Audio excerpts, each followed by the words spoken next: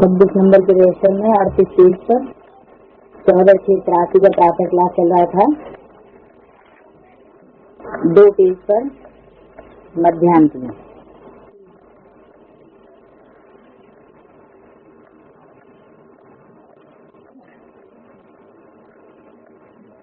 बाप आकर पत्थर बुद्धि से पारस बुद्धि बनाए देते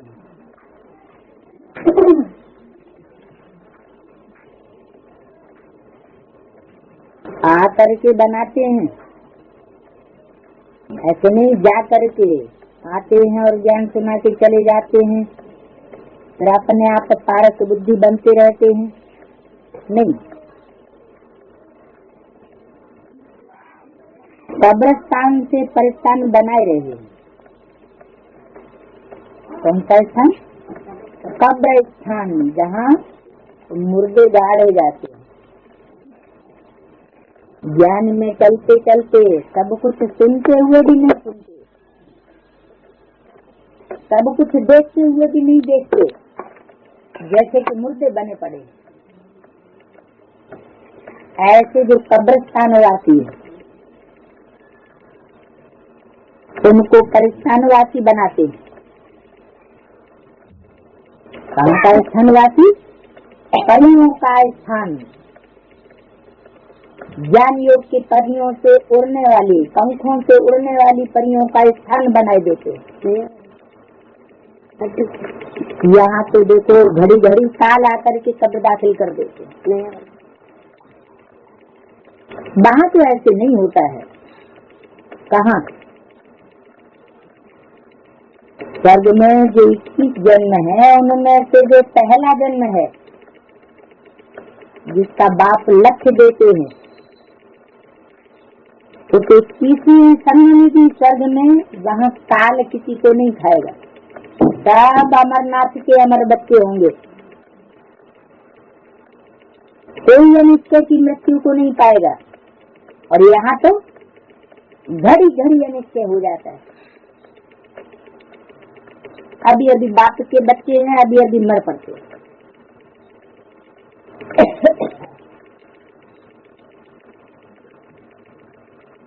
जैसे सर्प पुरानी खाल उतार नहीं ले लेते हैं, वैसे वहां भी पुराना तेला छोड़ा दे अभिमान का और नई खाल धारण कर ली।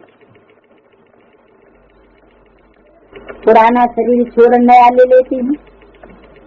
ये दृष्टांत बाबा अभी देते हैं संगम युग में। इनको फिर सन्यासी लोग अपने काम में लगाए देते हैं। सर्प का मिसाल दिया कि जैसे सर्प खल क्या करता है,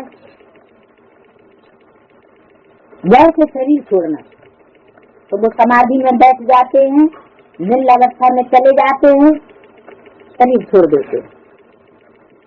ये बात नहीं है। यहाँ तो बाप जीते भी मरना सिखाते हैं। शरीर छोड़ने की बात नहीं है, लेकिन देह भान छोड़ने की बात है। ये ऐसे समझते हैं कि बुद्धबुद्धा सागर में समा जाता है।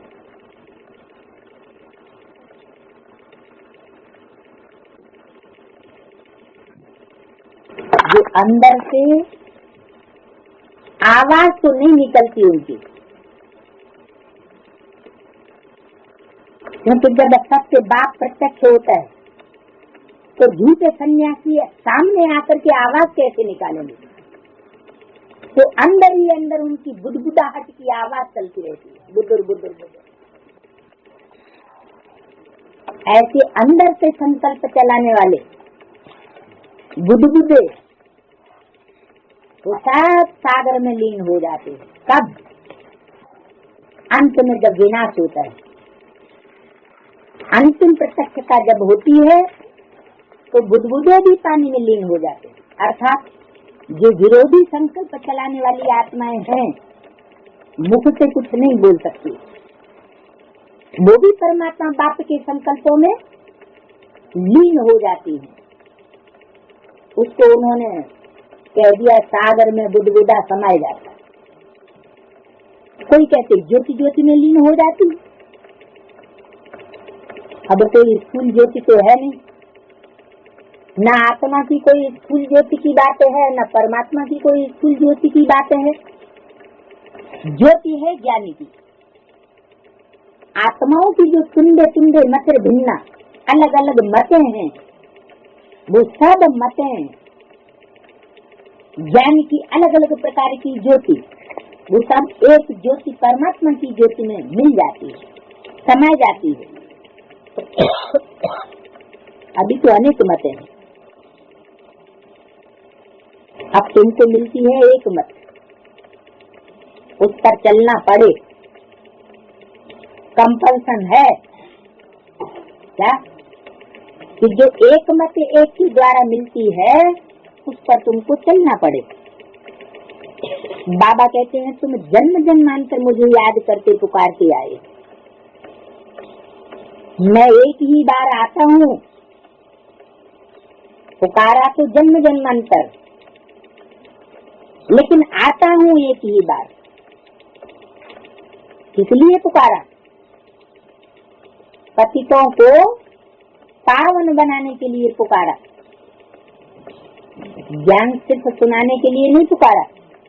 ऐसे नहीं कहते हैं पतित पावन आओ और ज्ञान सुना के चले जाओ, नहीं, तुमने पुकारा ही है पतितों को पावन बनाने के लिए, तो मैं एक ही बार आता हूँ पतितों को पावन बनाने के लिए।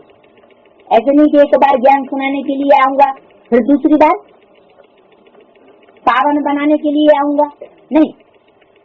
इसकी लाइन में अगर ब्रह्मा का शरीर छूट गया तो मुरली ने पहले ही बता दिया कि यह ब्रह्मा अगर शरीर छोड़ जावे तो जो ब्राह्मण में भी प्रवेश करेंगे उसका नाम ब्रह्मा रखना पड़े।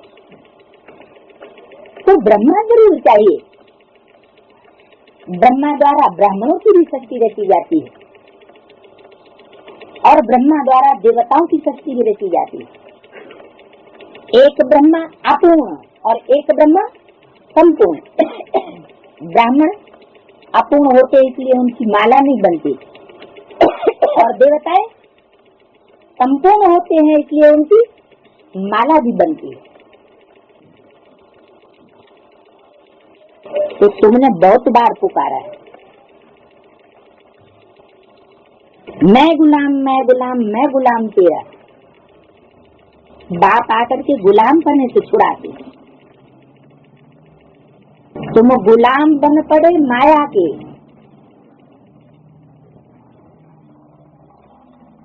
बाप आकर इसे लिबरेट करते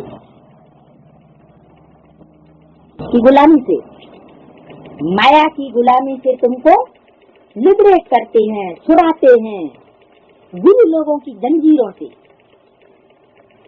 फिर भक्ति की जंजीरें जो गुरु लोग फैलाते, पीढ़ी के चित्र में जंजीरें फैलाई हुई हैं। रावण के 10 सिर दिखाए गए और उन 10 सिरों से जंजीरें निकल रही हैं। वो है अनेक मतों की जंजीरें, अनेक प्रकार के गुरुओं की जंजीरें जो अनेक धर्मों से कनेक्टेड हैं। तो उनकी जंजीरों से लिबरेट करते, इन सब से बाप आकर छुड़ाते। ऐसे नहीं कि बाप चले जाते हैं फिर तुम अपने आप छूटते रहते हो, याद करते रहते हो, नहीं, बाप आकर के छुड़ाते हैं। तुम जानते हो बहुत भक्ति की, अब भक्ति का फल देने आए हैं। अब भक्ति का पार्ट पूरा हुआ, ज्ञान भक्ति फिर है बयान। ज्ञान माने जानकारी, पहचान। एक बात की जब सच्ची पहचान होती है तो भक्ति से वैराग हो जाता है, क्योंकि भक्ति पहले होती है अव्यभिचारी, फिर बाद में हो जाती है व्यभिचारी, और ज्ञान तो एक से ही आता है। ज्ञान आता है एक से और अज्ञान आता है अनेकों देहधारी धर्म गुरुओं से। वैराग भी दो प्रकार का है। वो सन्यासियों का वैराग है घर बार छोड़ने का। ब्राह्मणों की दुनिया में भी ऐसे सन्यासी हैं जो घर घाट छोड़ के बैठ जाते हैं। तो वो घर घाट छोड़ने का उनका सन्यास है। बाप घर घाट नहीं छुड़ाते, न घर वाले को छुड़ाते हैं और न घर घाट छुड़ाते हैं। यह तुम्हारा है सारी पुरानी दुनिया से वैराग। सिर्फ घर घाट को छोड़ने की बात नहीं, बुद्धि से तुम सारी दुनिया को भूल जाते हो। ये तो तुम बच्चे जानते हो, ये सब भस्म हो जाते हैं। कौन? कुछ भी नहीं रहेगा। जो कुछ इन आंखों से देखते हैं वो सब खलास हो जाएगा। किनकी दबी रही धूल में किनकी राजा खाए, किनकी ले जाए चोटता और किनकी आग जलाए। क्या दबी रही धूल में? धन संपत्ति। धन संपत्ति भी धूल में दबी रह जाएगी। जिन्होंने जमीन में गाड़ दिया, भूकंप होगा तो जहाँ की तहाँ दबी की दबी रह जाएगी, निकाल भी नहीं पाएगी। और फिर ब्राह्मणों की दुनिया की जो धन संपत्ति है, ज्ञान, बड़े बड़े महारथी बैठे हुए हैं, उनकी भी वो धन संपत्ति जो दूसरों को देते नहीं है, दबा करके रखी हुई है, छुपा करके रखी हुई है। देना चाहिए लेकिन देते नहीं। वो उनकी धन संपत्ति भी उनके देह अभिमान की धूल में दबी रह जाएगी। माना अभी अहंकार में आकर के सच्ची बात दूसरों तक नहीं पहुंचने दे रहे हैं, तो ऐसा टाइम आएगा कि वो उनकी संपत्ति झूठी से भरी रह जाएगी। जानते सब कुछ है। रावण के लिए भी कहते हैं प्रकांड विद्वान था। जैसे ब्रह्मा के हाथों में वेद शास्त्र दिखाते हैं, वैसे रावण के हाथों में भी वेद शास्त्र दिखाते हैं। जानता सब कुछ था, लेकिन देह अभिमान की धूल में सब कुछ गंवा बैठे। पर ऐसे समय चोर आदमी आकर लूट ले जाते। चोर तो अपने सब कुछ में सबको पता है कि ब्राह्मण की दुनिया के चोर कौन से हैं। कौन से चोर हैं? काम, क्रोध, लोभ, मोह, अहंकार। ये ऐसे चोर डकैते हैं जो किसी को छोड़ते नहीं है। जैसे एरोप्लेन गिरते हैं, आग लगती है,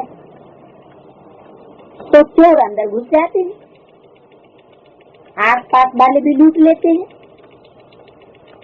टाइम तो मिल ही जाता है, जब तक पुलिस आवे तब तक वो लूट पाट कर लेते। ये विनाश तो होना ही है। कितनी बड़ी सृष्टि है। तुम जानते हो अमेरिका आदि तरफ तो सुख का पाम्प है, पाम्प एंड सो। असली सुख नहीं है। किस तरफ? अमेरिका आदि की तरफ। नाम क्या रख दिया? मेरे क्या? आ जाओ, डरते क्यों हो? तुम मेरे हो क्या? इसका मतलब नजदीक नहीं आ सकते। क्रिश्चियन पिछाड़े वाले हैं ना, जो अगाड़ी वाले हैं वो तो पूरे 84 जन्म लेने वाले हैं। 4 मुख्य धर्म हैं, देवता, इस्लामी, बौद्धी और क्रिश्चियन। तो पिछाड़ी वाला कौन हुआ? क्रिश्चियन। तो जो पिछाड़ी वाले हैं उनका सुख का पार्ट अभी लास्ट का है। शुरुआत का सुख का पार्ट जो बाप देने वाला है वो लेते नहीं, मारे अहंकार के, क्रोध के। कितनी हिम्मत रखते हैं स्टार्स पर, चंद्रमा पर जाएंगे। क्या जो चमकने वाले ग्रह उपग्रह हैं, जो 9 रत्न हैं, उन रत्नों तक उनकी पहुंच हो जाती है। चंद्रमा पर उनको पहुंच हो जाती है। ब्राह्मणों की दुनिया का चंद्रमा कौन है? ब्रह्मा। चंद्रमा में स्टार्स में जमीन ले लेते हैं। जमीन माना धरणी। जो चंद्रमा के खाते की धरणी है, उस धरणी के ऊपर भी कब्जा करके बैठते हैं।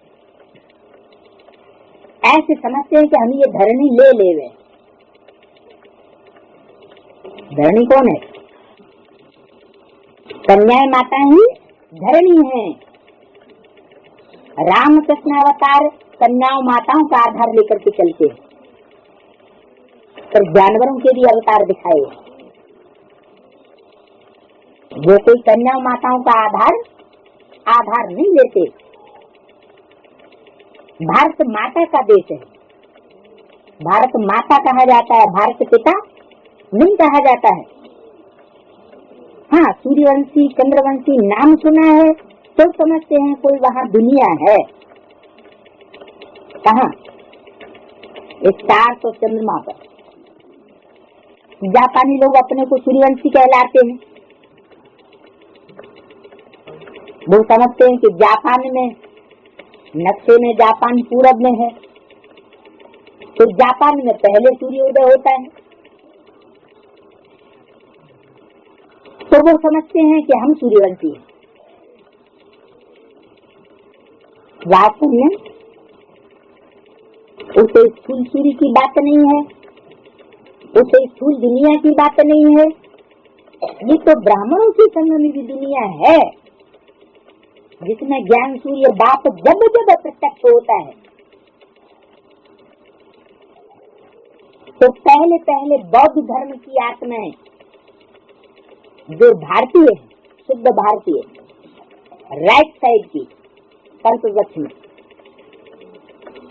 उनमें ब्रह्मचर्य की पावर ज्यादा होने के कारण, सात्विक बुद्धि होने के कारण पहले पहले बाप को पहचान लेते हैं। इसलिए बौद्धी लोग कहते हैं कि हम सूर्यवंशी, क्योंकि बौद्धियों का धर्मखंड भी विदेश ही कहा जाता है। और बाप किसके द्वारा प्रत्यक्ष होता है? विदेशियों के द्वारा प्रत्यक्ष होता है। तो विदेशियों में पहले पहले निमित्त बनते हैं कौन? बौद्धी। इसलिए जापानी लोग आज भी कहते हैं कि हम सूर्यवंशी। तो कोई क्या कहते हैं, कोई क्या कहलाते हैं। अब तुम जानते हो भारत बरोबर सूर्यवंशी चंद्रवंशी था, तब स्वर्ग था। और वंश जब आए, इस्लाम वंश, बौद्धी वंश, क्रिश्चियन वंश, तो नरक बन गया। और स्वर्ग कब था? जो वंश बाप ने स्थापन किया, सूर्यवंश और चंद्रवंश, उस समय स्वर्ग था। इन जैसा उच्च खंड कोई हो नहीं सकता। ये ड्रामा बना बनाया है। इसमें बदली सदली होने की बात नहीं है कि कोई बदली करना चाहे कि नहीं, सूर्यवंश और चंद्रवंश और भारत खंड में ही भगवान क्यों आते? सूर्यवंशी चंद्रवंशी ज्यादा सुख भोगने वाले क्यों हैं? ये तो समझने की बात होती है। भारत की महिमा अभी की है, किस समय की?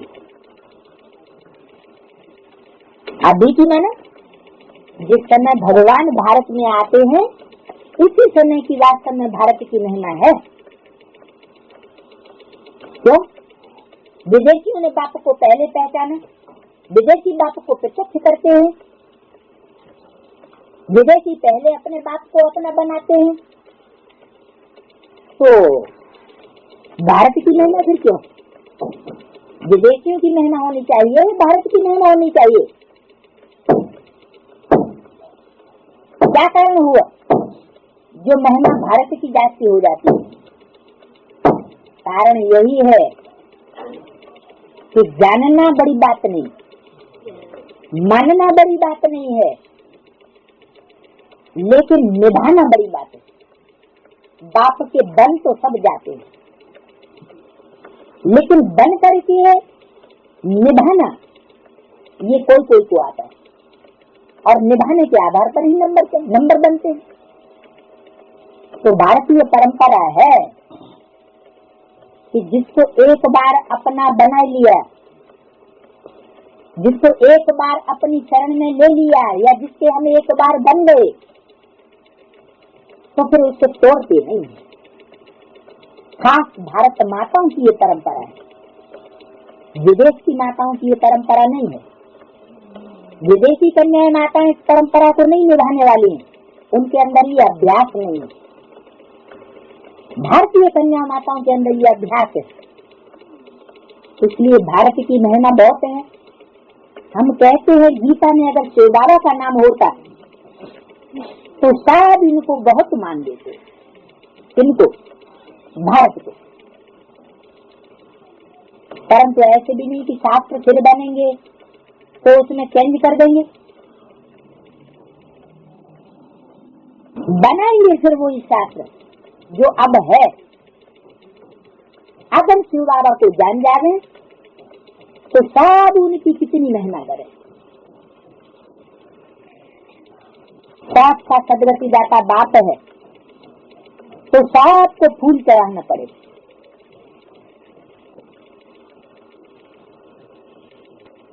फूल चढ़ाना पड़े। फूल क्या होता है? तो साथ में ही फूल कही जाती हैं जो परमात्मा बाप के ऊपर अर्पण की जाती हैं। परम पिता परमात्मा का नाम डालें तो पहले पहले सब उनके पास जाए। अभी तुम जानते हो लक्ष्मी नारायण आदि जो भी हैं वो सब इस समय कौड़ी के लिए हैं। इस समय 21 जन्मों की प्रारब्ध शुरू होने से पहले लक्ष्मी नारायण आदि सब कौड़ी तुल्य हैं। कौड़ी तुल्य से हीरे तुल्य बनाने के लिए बाप आते हैं।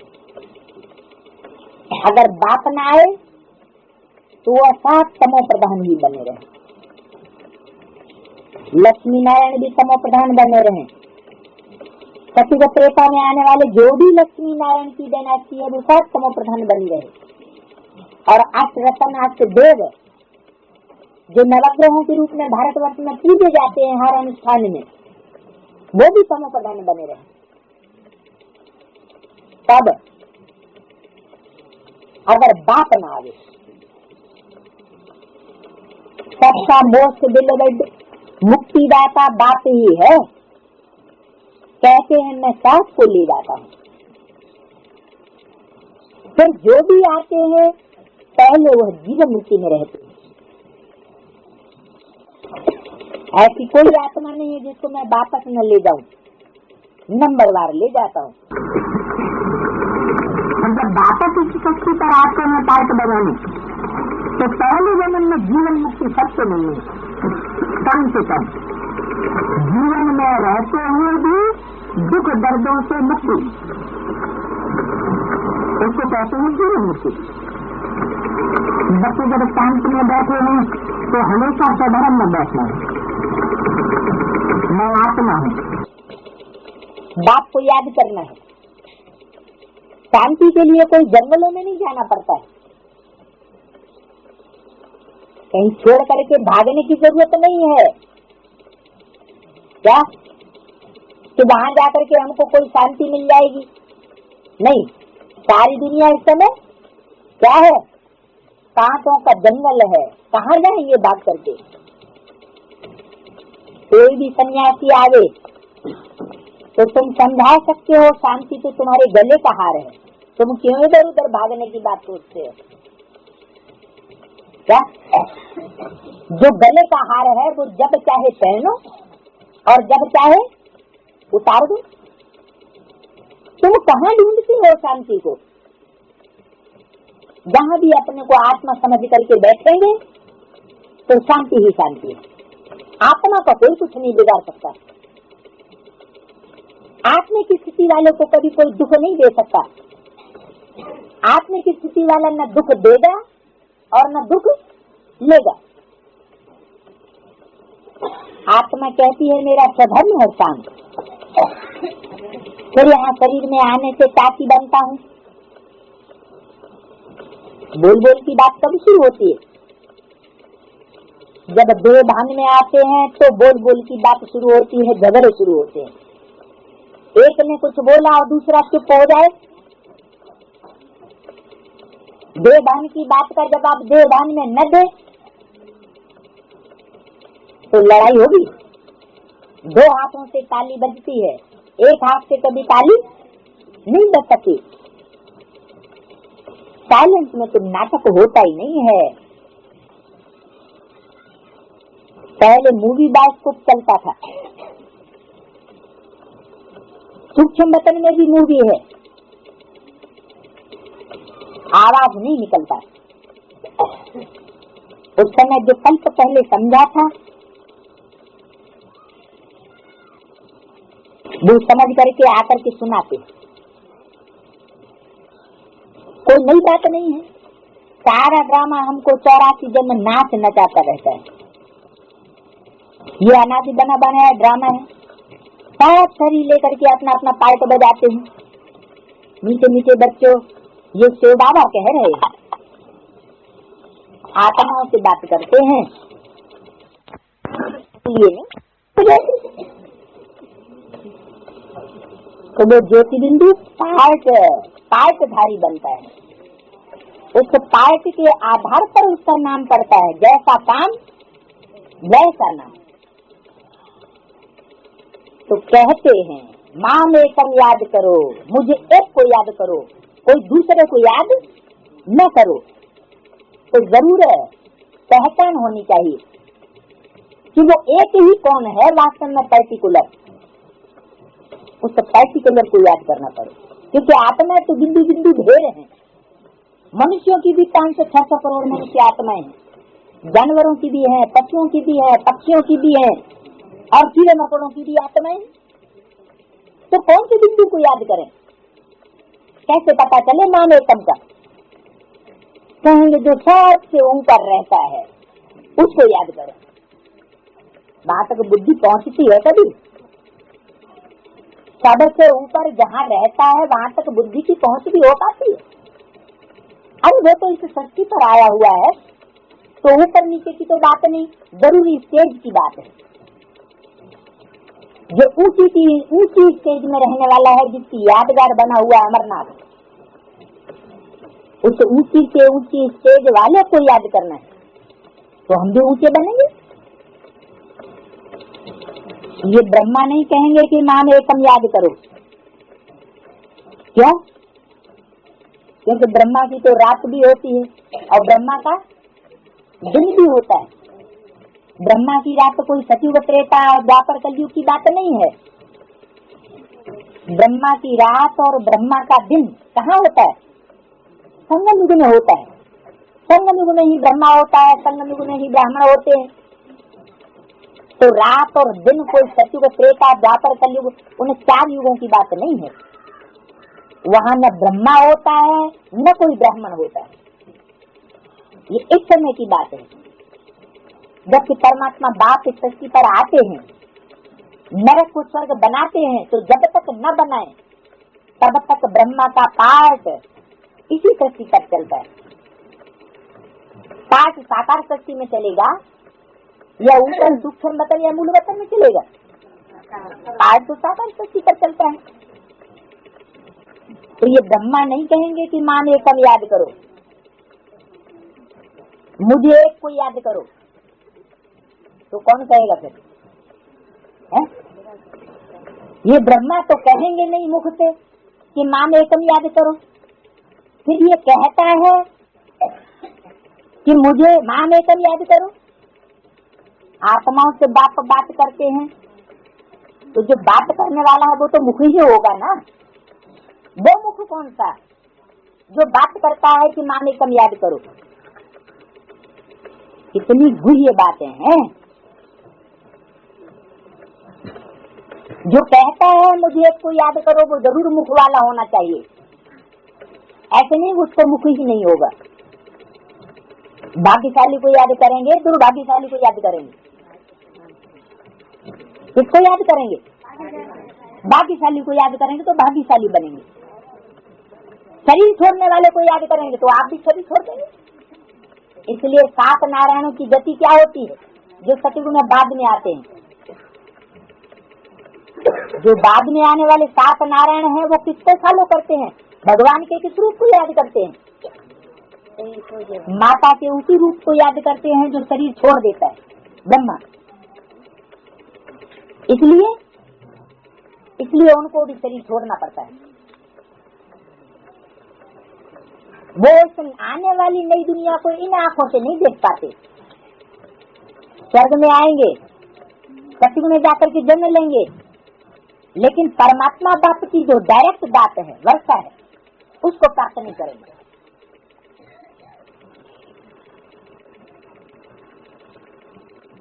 ये कहता है मुझे भी उनको याद करना पड़ता है।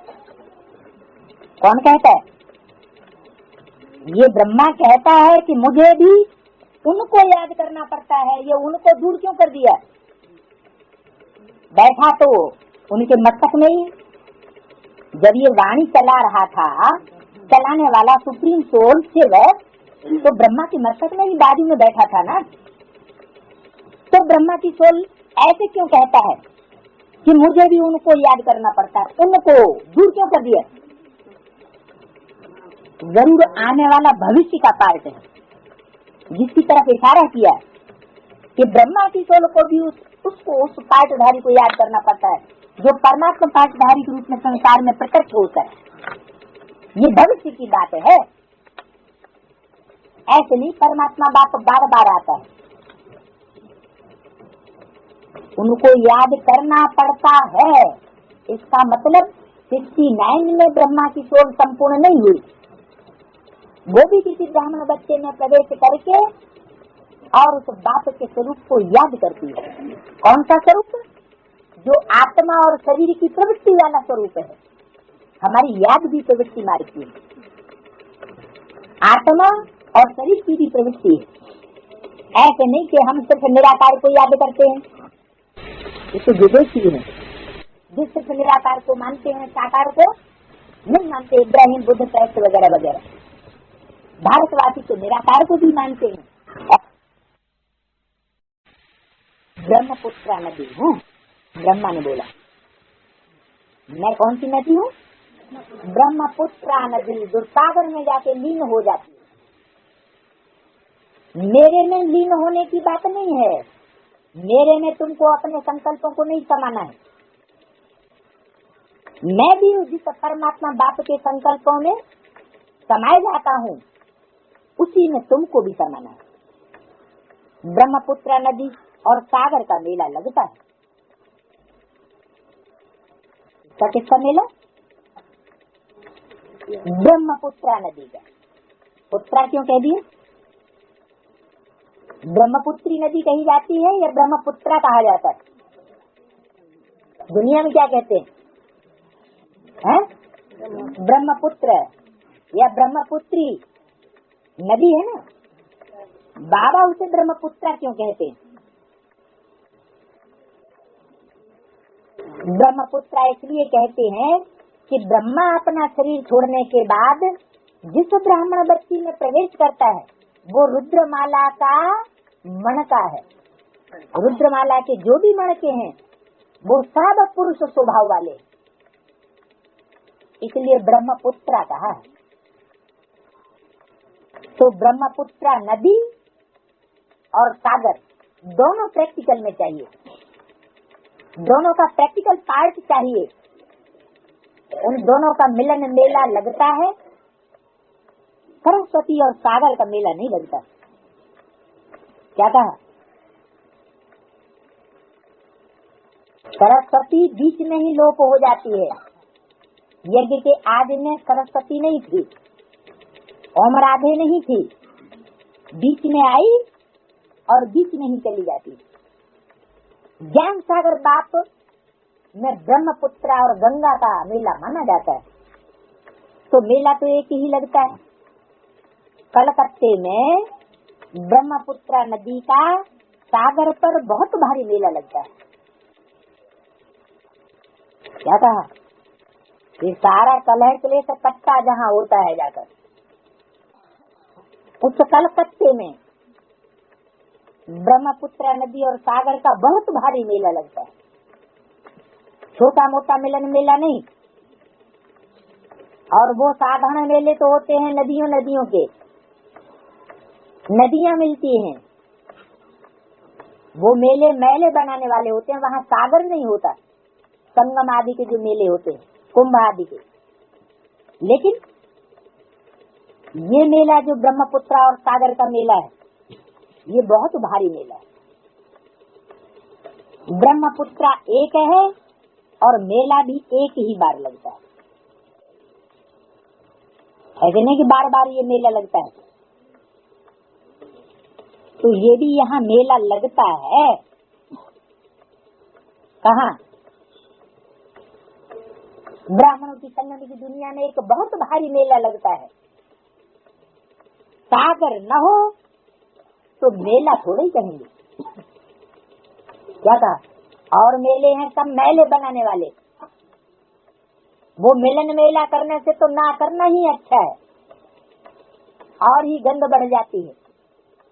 लेकिन असली मेला जो है वो है परमात्मा और आत्माओं का मेला। मम्मा जाती है तो नदियों का मेला लगता है। ये मेला लगा है सागर और ब्रह्मपुत्र नदी के साथ। ये तो तुम आते ही समझ सकते हो। अगर विचार सागर मंथन कर सकते हो तो विचार करो। क्या कि दिल्ली है स्थापनाकारी, बम्बई है विनाशकारी और कलकत्ता इस बात में सहयोगी रहेगा, आवाज फैलाने में सहयोगी रहेगा। तो कैसे सहयोगी रहेगा? जरूर कोई बड़ा मेला लगता है।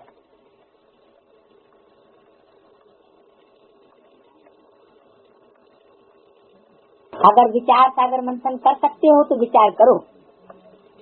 ये सागर चैतन्य है और वो सागर जड़ है।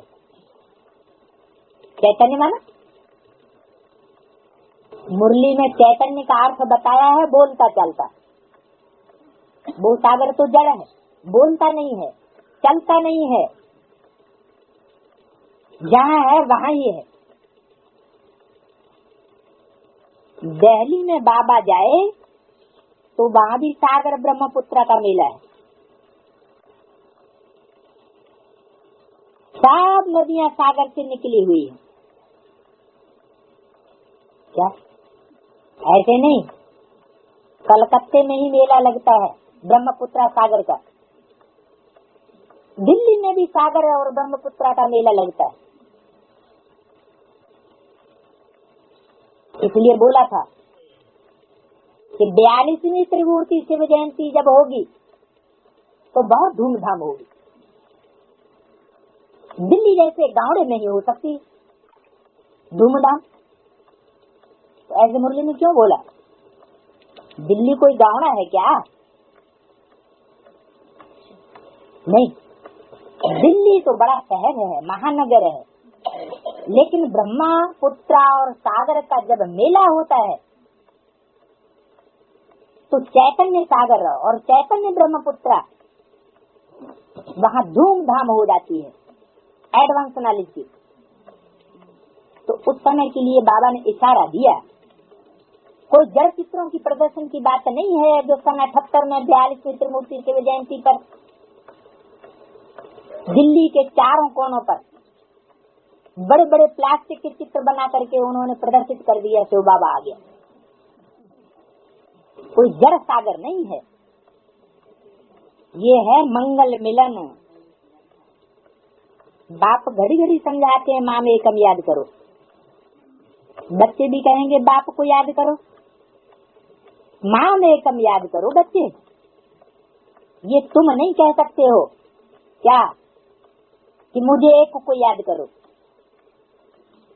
बाबा इन द्वारा कह सकते हैं,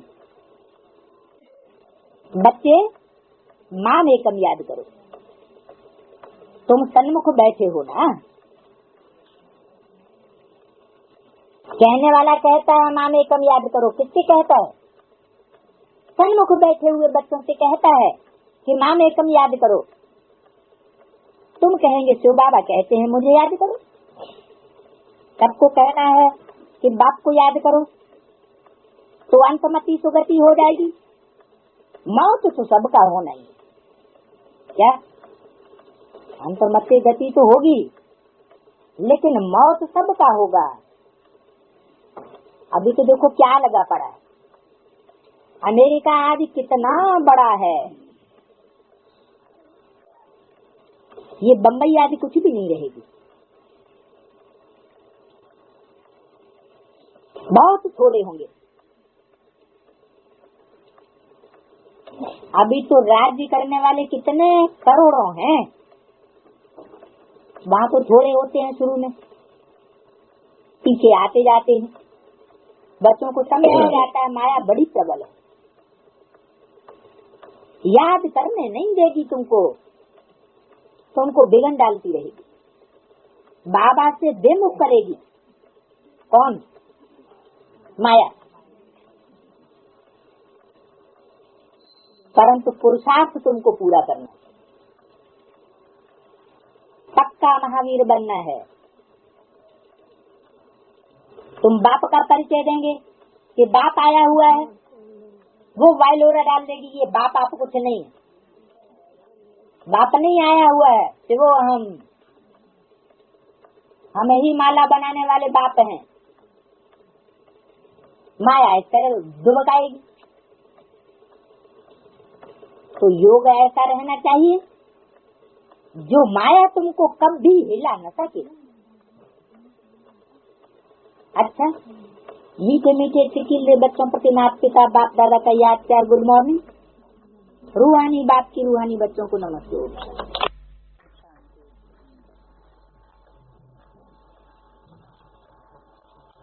आज है और स्मृति में नहीं लाया तो विशेषता के बजाय साधारण जीवन अनुभव हुआ। ये आप विशेष आत्माओं की विशेषता नहीं है। ब्राह्मण जन्म ही विशेष जन्म है, तो जिसका जन्म ही विशेष है उसका जीवन क्या होगा? जीवन भी विशेष होगा। तो विशेष होगा या साधारण होगा? ब्राह्मण जन्म भी, श्रेष्ठ ब्राह्मण धर्म भी, वो भी शेष, और ब्राह्मण कर्म भी शेष। क्यों? ब्राह्मण जन्मदाता, ब्राह्मण धर्म स्थापक, सर्वश्रेष्ठ परमात्मा और आदि आत्मा ब्रह्मा बाप है।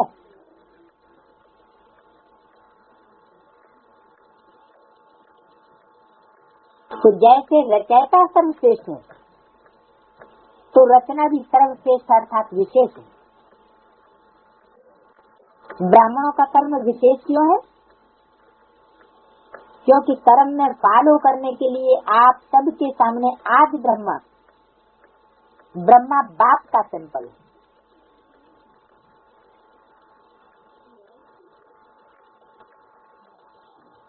क्या कहा? आदि ब्रह्मा का सिंपल क्यों बताया? अंत ब्रह्मा क्यों नहीं कहा है?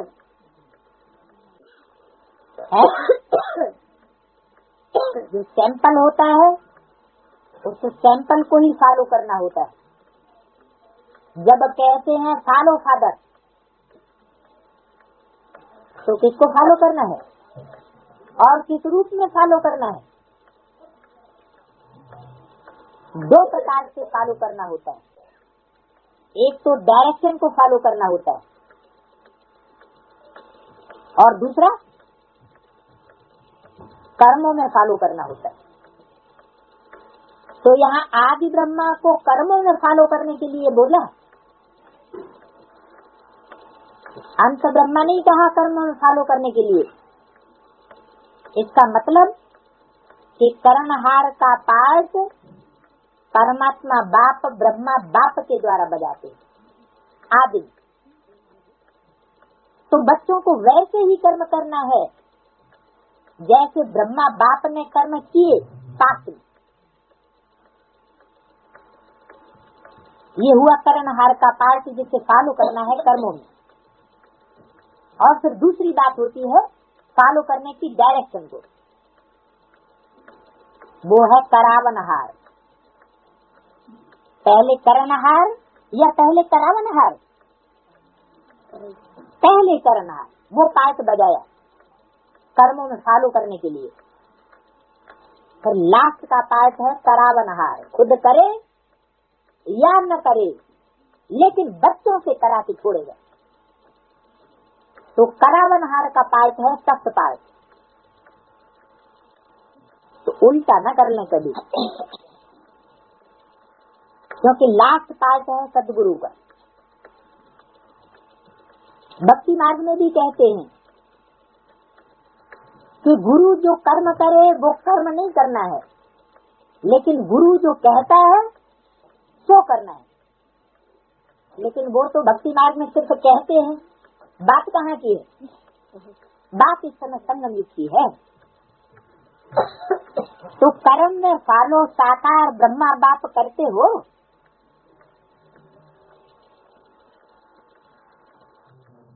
कि आकारी स्टेज में रहने वाले को फॉलो करते हो, जो मनन चिंतन मंथन की फरिश्ताई स्टेज में रहने वाला है। कर्मों में किसको फॉलो करते हो? इसलिए भाग्य विधाता अर्थात कर्म द्वारा भाग्य की रेखा श्रेष्ठ बनाने वाला ब्रह्मा गाया हुआ है। भाग्य की रेखा का कलम कर्म है, तो श्रेष्ठ कर्म का सहज सिंबल ब्रह्मा बाप है। इसलिए आप सभी पुरुषार्थ का शब्द यही वर्णन करते हो कि हमें बाप समान बनना है। इस अव्यक्त वर्ष में सभी का लक्ष्य क्या रहा?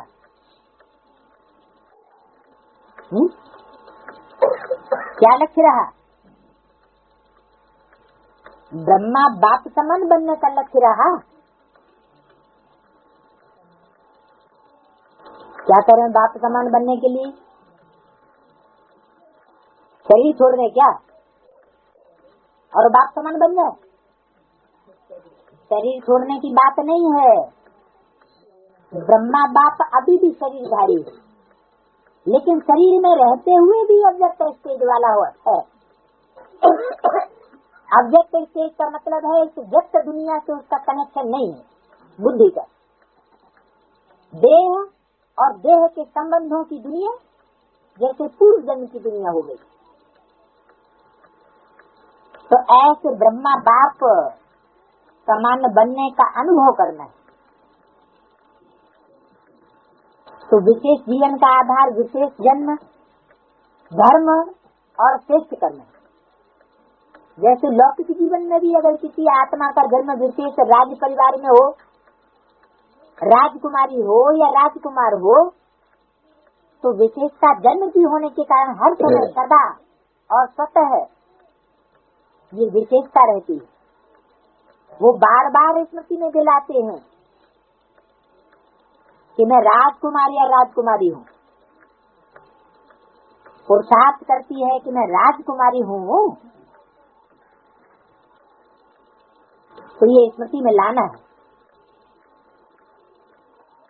वो याद करती है क्या कि मैं राजकुमारी हूँ? राजकुमार या राजकुमारी जो होते हैं वो बार बार स्मृति में लाते हैं कि मैं राजकुमार राजकुमारी हूँ? नहीं, उनको नेचुरल सदा स्मृति में रहता ही है, सहज याद होती है ना। चाहे कर्म अपने रुचि के कारण कितना भी साधारण हो, लेकिन अपने जन्म की विशेषता भूल जाती है क्या? नेचुरल और नेचर बन जाती है। तो आप ब्राह्मणों की नेचर क्या है? आपके स्वभाव संस्कार विशेष है या साधारण है? अभी भी कोई बच्चे जब कोई साधारण कर्म कर लेते हैं तो बाप दादा के आगे अपने को निर्दोष सिद्ध करने के लिए क्या कहते हैं? मैं चाहता नहीं था या चाहती नहीं थी कि ये कर्म करूं, लेकिन मेरी नेचर है इसलिए हो गया। वैसे ये कहना या सोचना यथार्थ है क्या? मैं कौन? मैं ब्राह्मण हूँ। तो ब्राह्मण जीवन वाली आत्मा ये सोच सकती है कि ये मेरी नेचर है? राइट है ये कहना? अगर नहीं राइट है तो उस समय क्यों बोलते हो? इस समय ब्राह्मण नहीं बोलता है, माया बोलती है। तो जैसे ये साधारण नेचर व मायावी नेचर नेचुरल काम कर लेती है ना, इसलिए कहते हैं चाहते नहीं थे लेकिन हो गया। तो ब्राह्मण नेचर अर्थात विशेषता की नेचर भी नेचुरल होनी चाहिए। नेचुरल चीज सदा रह सकती है, तो विशेष जीवन की स्मृति नेचर के रूप में नेचुरल होनी चाहिए। कभी भूलना और कभी याद होना ऐसे नहीं। तो सदा स्मृति स्वरूप में रहो, स्मृति में लाने वाले नहीं, स्मृति स्वरूप। इसलिए बाप दादा देख रहे थे अव्यक्त वर्ष समय प्रमाण समाप्त हुआ, लेकिन बाप दादा समान स्वयं को संपन्न बना लिया। इसका अव्यक्त वर्ष का विशेष लक्ष्य रखा कि अव्यक्त अर्थात फरिश्ता स्वरूप बनना है और दूसरों को भी बनाना है। यही लक्ष्य रखा ना? सभी ने रखा था कि कोई ने रखा था? तो रिजल्ट क्या निकली? अव्यक्त वर्ष की। अपने आप को चेक किया कि मैं इस साकारी दुनिया से अव्यक्त हो चुकी हूँ। देह और देह की संबंध की दुनिया से दूर मनन चिंतन मंथन की दुनिया में अव्यक्त और आकारी स्टेज वाली अनुभव करते हो। फरिश्ता भव का वरदान भी वरदाता से मिला, तो वरदान को और लक्ष्य को दोनों की स्मृति से कहाँ तक सफलता अनुभव की? ये सूक्ष्म चेकिंग स्वयं की या ये सोचा कि अव्यक्त वर्ष पूरा हुआ, यथाशक्ति जितना भी अनुभव किया उतना ही ड्रामा अनुसार ठीक रहा। वर्ष परिवर्तन के साथ साथ स्व परिवर्तन की गति क्या रही, इस विधि से क्या किया? जैसे वर्ष समाप्त हुआ वैसे स्वयं लक्ष्य और लक्षण में संपन्न बने, या ये सोचते हो कि इस वर्ष में और बन जाएंगे? समय और स्वयं की गति समान रहती है।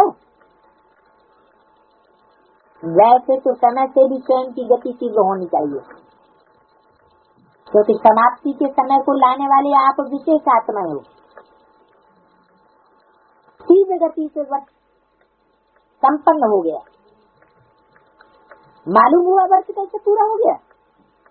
तो चेक करो, मुझ विशेष आत्मा की परिवर्तन की गति तीव्र रही या कभी तीव्र रही कभी मध्यम रही? फरिश्ता अर्थात जिसका पुराने संसार से रिश्ता न रहे, तो चेक करो पुराने संसार की कोई भी आकर्षण, चाहे संबंध के रूप में, चाहे अपने देह की तरफ आकर्षण के रूप में, चाहे किसी देहधारी व्यक्ति की तरफ आकर्षण के रूप में, या कोई वस्तु की तरफ आकर्षण के रूप में, कितने परसेंटेज में रही? दूसरा पेज। ऐसे ही पुराने संस्कार की आकर्षण चाहे संकल्प रूप में, वृत्ति के रूप में, वाणी के रूप में, संबंध संपर्क अर्थात कर्म के रूप में कितनी परसेंटेज रही? फरिश्ता अर्थात डबल लाइट। कौन सी डबल लाइट? कोई फुल लाइट की बात नहीं है। डबल लाइट माना एक तो ज्ञान की लाइट से भरा पूरा हो और दूसरा हल्का फुल्का हो, भारीपन महसूस न हो। तो ऐसी डबल लाइट रही तो निजी लाइट स्वरूप स्मृति स्वरूप में कहाँ तक रहा? साथ साथ लाइट अर्थात हल्कापन स्व के परिवर्तन के पुरुषार्थ में कहाँ तक लाइट और हल्के रहे? मन अर्थात संकल्प शक्ति में व्यर्थ को समर्थ में परिवर्तन करने में अर्थात व्यर्थ के बोझ को हल्का करने में कहाँ तक सफल रहे? इसी प्रकार व्यर्थ समय, व्यर्थ संग, व्यर्थ वातावरण, इस सब में कहाँ तक परिवर्तन करने में हल्के रहे? ब्राह्मण परिवार के संबंध में, सेवा के संबंध में कहाँ तक हल्के रहे? इसको कहा जाता है फरिश्तेपन की तीव्र गति की स्थिति। सेवा किसकी करनी है? सेवा करनी है आत्माओं की। मनुष्य आत्माओं की सेवा करनी है और वो सेवा लेने वाले अगर सामने आते हैं तो कहीं उनको देखते ही हम भारी तो नहीं हो जाते?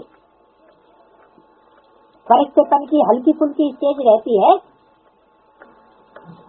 या जो सेवा लेने आए उनको देखते ही आग बबूला हो जाए, ऐसी स्थिति तो नहीं रहती। तो इस विधि से चेक करो और भविष्य के लिए चेंज अर्थात परिवर्तन करो। अपने ब्राह्मण जन्म की विशेषता को नेचुरल नेचर बनाना, उसको ही सहज पुरुषार्थ कहा जाता है। सिर्फ एक विशेष आत्मा हो, ये स्मृति स्वरूप में स्थित हो जाओ तो बात समान बनना अति सहज अनुभव करें, क्योंकि स्मृति स्वरूप तो समर्थ स्वरूप बन जाते। वर्ष तो पूरा हुआ, बाप दादा रिजल्ट तो देखेंगे ना। रिजल्ट कब आती है? जब परीक्षा होती है तब रिजल्ट आती है। तो बाप दादा रिजल्ट तो देखेंगे ना। तो रिजल्ट में यथाशक्ति मेजॉरिटी और सदा शक्तिशाली यथाशक्ति के मेजॉरिटी में माइनॉरिटी है। मतलब थोड़े ऐसे हैं जो सदा शक्तिशाली स्टेज में रहते हैं, अपने बैलेंस को लूज नहीं करते, हल्के फुल्के रह करके सेवा करते हैं। स्मृति दिवस भी मना लिया, बहुत स्नेह से मनाया। अब 10 वर्ष तो पूरा हुआ, लेकिन स्मृति दिवस 18 जनवरी भी मनाया। अब विशेष जैसे स्नेह से मनाया है, वैसे स्नेह का सबूत बाप समान स्मृति स्वरूप बन रहे हैं। सुना रिजल्ट क्या हुआ? आगे क्या करना है? यथाशक्ति या सदा शक्ति स्वरूप बनना है। क्या करना है? सदा शक्ति स्वरूप बनेगी ना। देखेंगे इस वर्ष में मेजॉरिटी सदा शक्तिशाली का सबूत कहाँ तक देते हैं।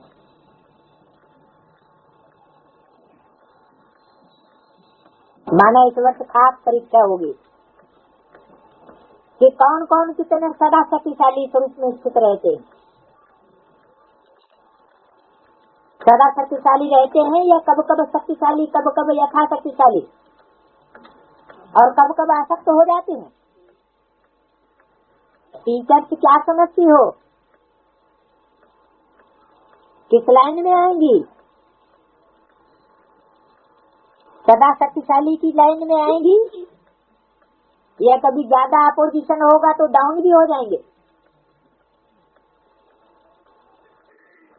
सबका टीवी में फोटो निकल रहा है, क्या होगी? या कि टाइम चाहिए सदा शक्तिशाली बनने के लिए? जिसको करना होता है वो कब नहीं सोचता है कि कब कर लेंगे। दृढ़ संकल्प का अर्थ यह है कि अभी करना है, और साधारण संकल्प का अर्थ है कि हो जाएगा। कब हो जाएगा? तो कब वाले हो या अब वाले हो? कौन हो? अब वाले हो? अच्छा, शक्ति सेना बहुत बड़ी सेना है, तो कब वाले हो या अब वाले हो? अच्छा, पांडव क्या समझते हो? अब वाले हो? देखो, नाम सबके नोट हैं, अभी नाम नहीं सुनाते, लेकिन आखिर वो समय भी आएगा जो नाम भी सुनाएंगे। क्या कहा कि कौन शक्तिशाली स्टेज में स्थित रहते हैं और कौन साधारण बन जाते हैं और कौन पूंछ दबा के बाहर खड़े होते हैं।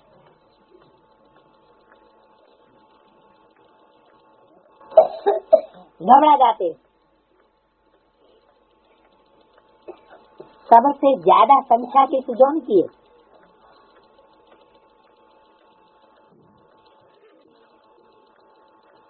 पंजाब हरियाणा की ज्यादा है, इंदौर भी ज्यादा है। इंदौर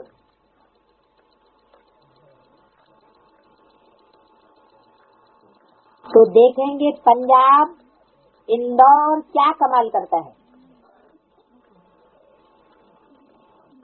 क्योंकि टीचर्स भी ज्यादा आती है।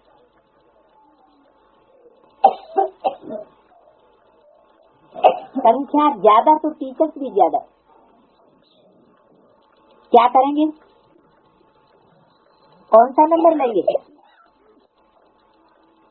पंजाब क्या नंबर लेगा? नंबर 1 लेंगे या सेकंड लेंगे? नंबर 1 लेंगे कि सेकंड चलेगा? नहीं चलेगा। और इंदौर वाले वो भी नंबर 1 है। और कर्नाटक क्या करेंगे? कर्नाटक कौन सा नाटक दिखाएगा? नाटक कर, नाटक। कर्नाटक मानो कर नाटक। तो हीरो नाटक हो, हीरो नाटक दिखाना, ऐसा वैसा नाटक नहीं दिखाना। और महाराष्ट्र वो तो महान ही बनेंगे ना, कि कभी साधारण बनेंगे कभी महान बनेंगे, सदा महान। अच्छा, यूपी और राजस्थान, यूपी को क्या कहते हैं? है? यूपी को क्या कहते हैं? यूपी में नदियां हैं, अर्थात यूपी पतित पावन करने वाली है। तो पावन बनने और बनाने में नंबर 1 होना, पहले तो खुद नंबर 1 पावन बनना पड़े। यूपी वाले भी नंबर 1 बनेंगे। इस समय तो कोई भी नंबर 2 नहीं कहेगा। राजस्थान तो लकी है ही। राजस्थान का लक है जो राजस्थान में ही चरित्र भूमि है।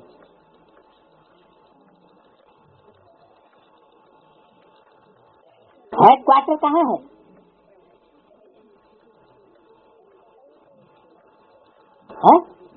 राजस्थान कौन सा है?